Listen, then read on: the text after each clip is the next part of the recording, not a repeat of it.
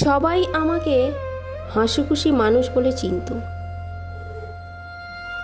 আমার হাসিটা ছিল আমারই ঢাল, যাতে কেউ ভেতরে ভাঙাটা না দেখতে পায়।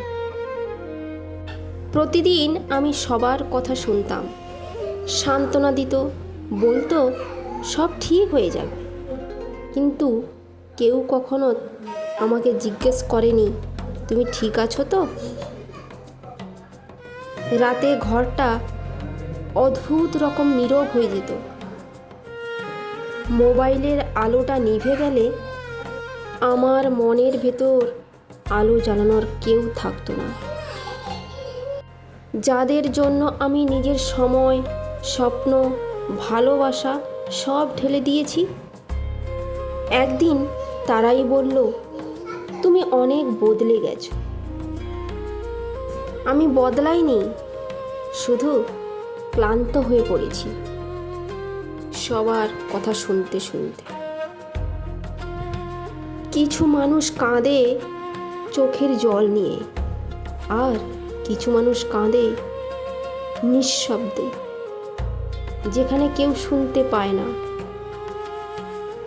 আমি শিখে গিয়েছিলাম, দুঃখ হলেও চুপ থাকতে হয়, অভিমান হলেও হাসতে হয়, আর ভেঙে পড়লে নিজেকেই সামলাতে হয়।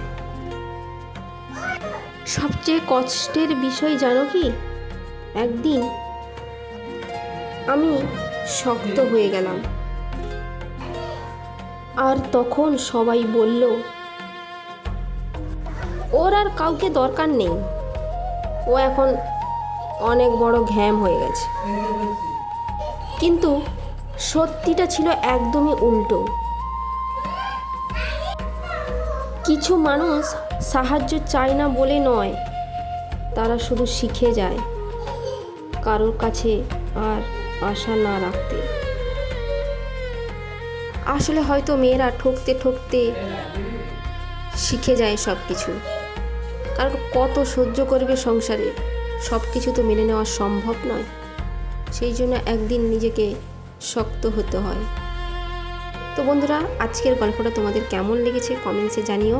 তোমাদের সঙ্গে গল্প করতে করতে দেখো পিঠে, আর আমার বরমশাই এনেছে গুড়ের মিষ্টি, আর এই যে এটাকে কী বলে জানি না।